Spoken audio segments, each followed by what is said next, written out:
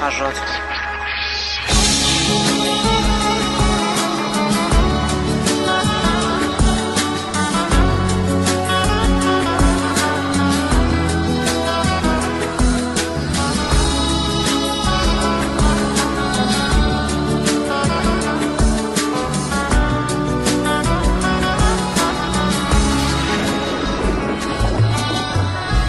قسمت نشد ببینم خدا نگهداری کنم، فرصت نشد بمونم و از تو نگهداری کنم.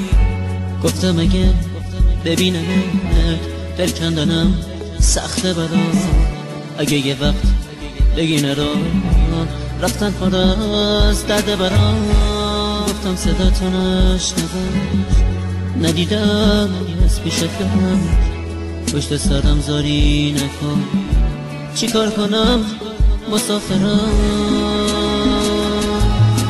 من میرم ولی باز تو بدون همیشه یاد تو از خاطر من فراموش نمیشه.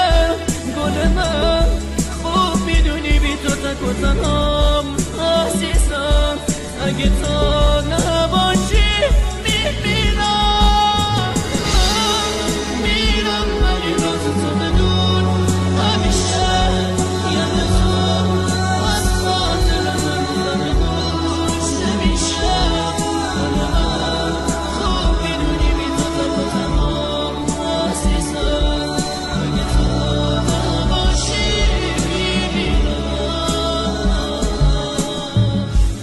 نامه رو تو تنش بخون، گریه نکن طاقت بیار، نامه رو خط خطی نکن، دو جمله رو هم دوام بگم، باور نکن یه بی وفا.